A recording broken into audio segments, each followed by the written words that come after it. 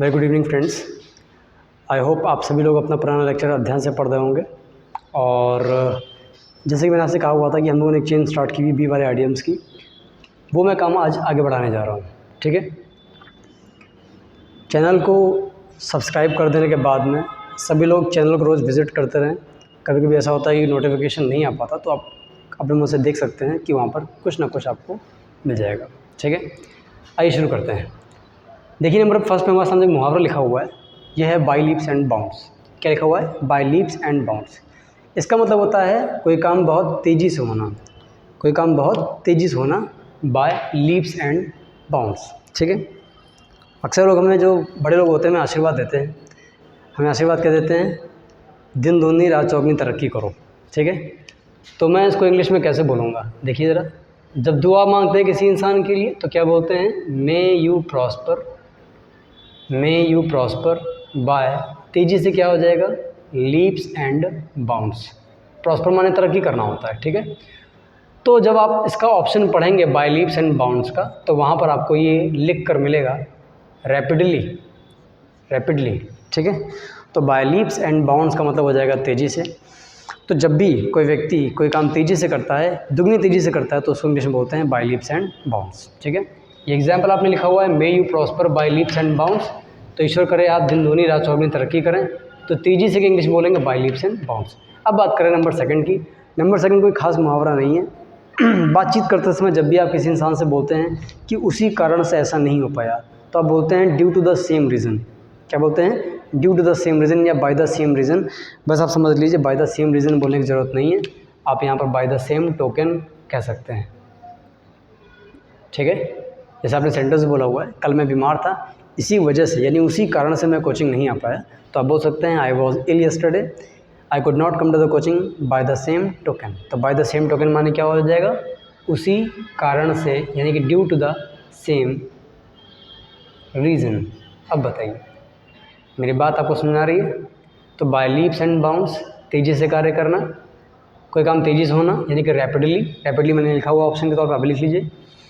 Bye the same token माने क्या हो जाएगा? उसी कारण से, यानी बाय द सेम रीज़न। तो जब भी आप बोलेंगे बाय द सेम रीज़न, मतलब बाय द सेम टोकन। ठीक है, ब्रिंग समवन टू बुक, बेहद महत्वपूर्ण मुहावरा है। और आप ये समझ लीजिए कि ये मुहावरा आपको थोड़ा सा फंस जाता है, बच्चे इसको भूल जाते हैं। ब्रिंग समवन टू बुक का मतलब होता है कि आपने किसी इंसान को उसके किए कर्मों के हिसाब से सज़ा दे दी है, किसी इंसान को पनिश कर दिया है। हालिया में मैंने एक आर्टिकल पढ़ा हुआ था, और उसमें किसी लीडर यानी मंत्री की बात चल रही थी, और उसमें कहा गया था कि उनको उनके किए सज़ा दी जाएगी। तो he will be brought to the book. Sentence क्या लिख कराया? देखिए ज़रा, सेंटेंस लिख कराया कि उनको उनके किए के हिसाब सज़ा दी जाएगी। He will be brought to book. फ़िलहाल हमें क्या करना है? हमें इसका आंसर यानी कि ऑप्शन लिखना है सही। क्या हो जाएगा? पनिश। तो ब्रिंग समवन टू बुक माने किसी इंसान को सज़ा देना। क्लियर हो गया? अब बात करें नंबर चौथे की। चौथे में लिखा हुआ बोन ऑफ कंटेंशन। बोन मतलब हड्डी होता है। बोन माने क्या होता है? हड्डी। वो हड्डी जिसकी वजह से लोग आपस में लड़ रहे हों। स्पेशली जैसे हम लोग कहते हैं कि कुत्तों के सामने हड्डी फेंक देंगे, कुत्ते लड़ेंगे आपस में, बिल्कुल बोन ऑफ कंटेंशन वैसा ही है। कंटेंशन का मतलब होता है झगड़ा। तो झगड़े की जड़, जड़ यानी कि कारण, जो मेन रूट कॉज है, क्या होगा? कॉज ऑफ क्वारल, जिसकी वजह से झगड़ा हो रहा है, फसाद की जड़, वो क्या है? Bone of contention. कभी कभार हम लोग क्या करते हैं, इसकी जगह पर एक मुहावरा और यूज़ कर देते हैं, आपने सुना होगा an apple of discord. Discord माने भी झगड़ा होता है। क्या लिख सकते हैं इसकी जगह पे? एन एप्पल ऑफ डिस्कॉर्ड, फसाद की जड़, या ऐसी चीज़ जिसके लिए लोग आपस में लड़ रहे हैं। ठीक है, चलिए। नंबर फर्स्ट पे लिखा हुआ है बाय लीप्स एंड बाउंड्स, तेज़ी से। बाय द सेम टोकन मतलब बाय द सेम रीज़न, उसी कारण से बोलने में यूज़ किया जाता है। ब्रिंग समवन टू बुक माने किसी इंसान को सजा देना। बोन ऑफ कंटेंशन का मतलब हो जाएगा झगड़े की जड़, यानी कि एन एप्पल ऑफ डिस्कॉर्ड। अब बात करें नंबर 5वें की। देखिए क्या लिखा हुआ है? Build Castle's. कैसल्स का मतलब होता है किले, हवाई किले बनाना, यानी ख्याली पुलाव पकाना। हवा में किले बनाना यानी ख्याली पुलाव पकाना, यानी कि दिन भर सिर्फ सपने देखते रहना और उन सपनों को हकीकत में बदलने के लिए कोई मेहनत ना करना, सिर्फ सपने देखते रहना। तो इंग्लिश में क्या लिख कर आता है? इसके लिए ऑप्शन आता है to keep dreaming only. Build castles in the air, हवा में किले बनाना, हवाई किले बनाना, खैली पुलाव पकाना, यानी कि सिर्फ सपने देखना, to keep dreaming only. Bone of contention, झगड़े की जड़, ब्रिंग समवन टू बुक, किसी इंसान को सजा देना, ब्रिंग समवन टू बुक मतलब किसी इंसान को सजा देना। अब बात करें नंबर 6वें की। देखिए 6वें में लिखा हुआ है ब्लो। ब्लो माने वैसे हवा फूकना होता है। हवा फूक कर जब आप कोई वाद्य यंत्र बजाते हैं तो उसको इंग्लिश में क्या बोलते हैं? ब्लो बोलते हैं, या ब्लो आउट भी कह सकते हैं, वह फूक के बजाना होता है फिलहाल वो तो। ट्रम्पेट एक वाद्य यंत्र जिसको हम हिंदी में बोलते हैं तुरही। ट्रम्पेट एक वाद्य यंत्र जिसको हम हिंदी में बोलते हैं तुरही, ठीक है। फिलहाल अपनी तुरही बजाना यानी अपना राग अलापना, अपनी तारीफ स्वयं करना, अपने मुँह मियाँ मिट्टू बनना, अपने मुँह मियाँ मिट्टू बनना। क्या होगा? ब्लो वंस ओन ट्रम्पेट, अपनी ही तारीफ करते रहना, हमेशा अपना ही राग अलापते रहना। क्या आ जाएगा? Blow one's own trumpet. Clear हो गया? खुद की तारीफ़ करना, यानी कि जब ये पेपर में सेंटेंस आएगा यानी कि मुहावरा आएगा। आज के मुहावरे थोड़े सरल है मेरे ख्याल से, आपको जल्दी जल्दी याद हो रहे होंगे, ज़्यादा कुछ खास नहीं करने के लिए। ये बचे हुए मुहावरे हैं जो मैंने लास्ट में रखे हुए थे।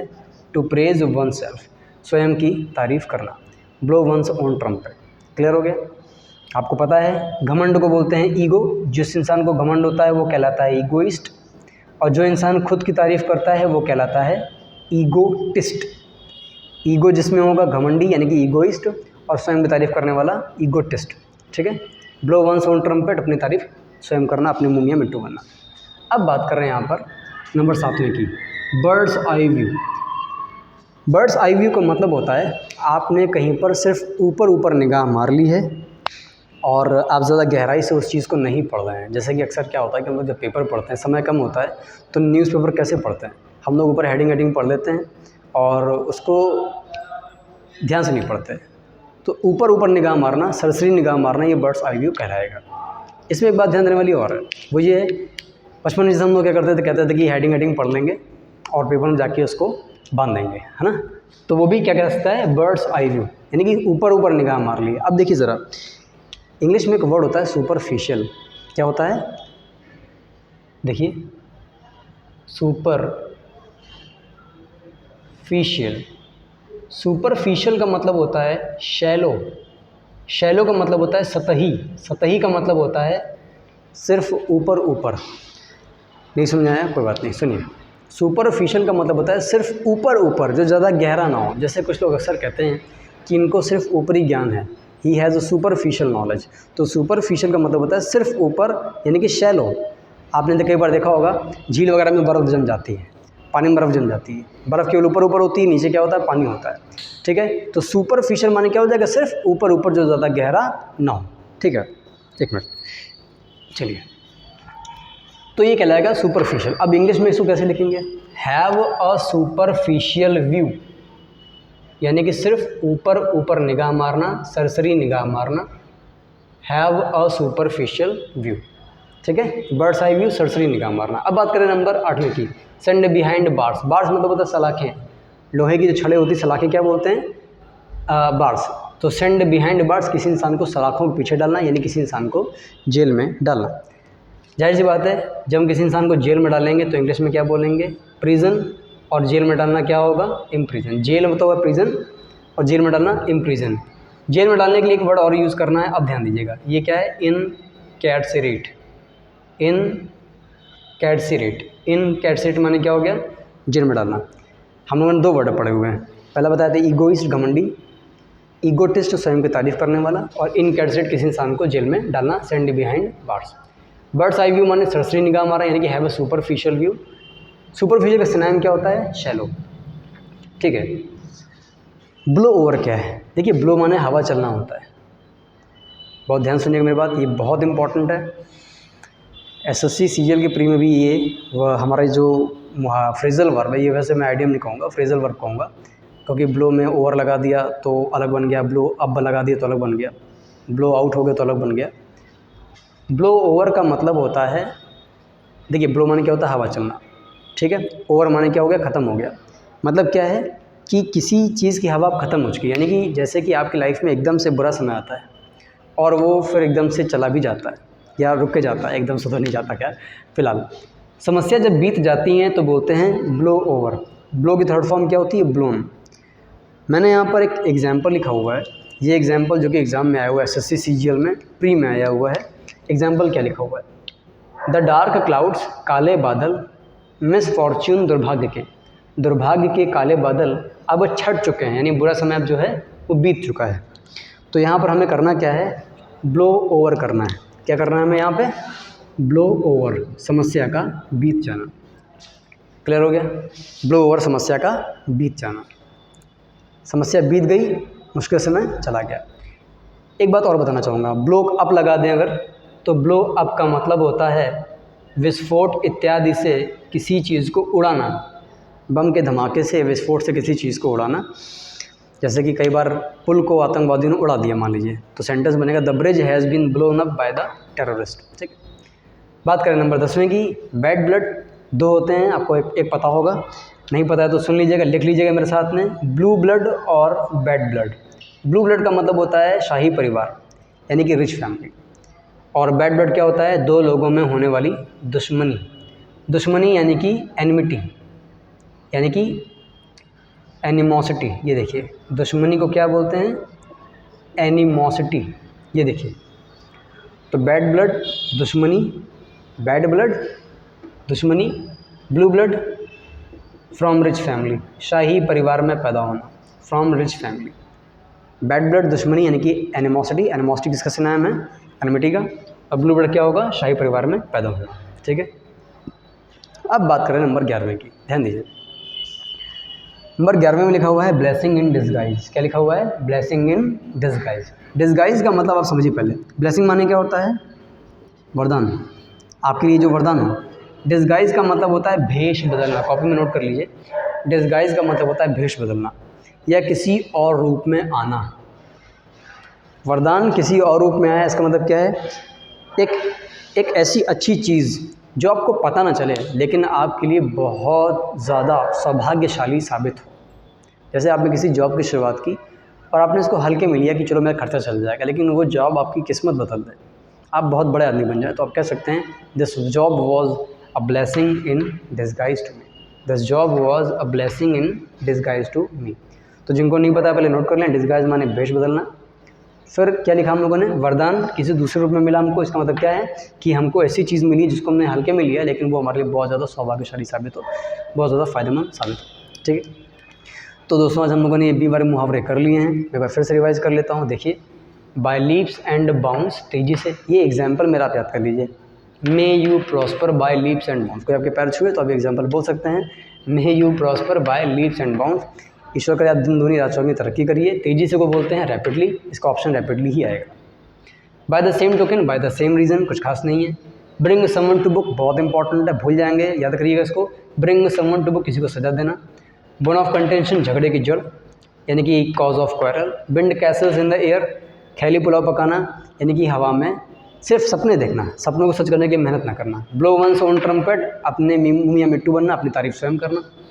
बर्ड्स आई व्यू, सरसरी निगाह मारना, सरसरी के लिए बोल सकते हैं इंग्लिश में सुपरफिशियल व्यू, सुपरफिशियल नहीं करना चाहते, शैलो कह सकते हैं।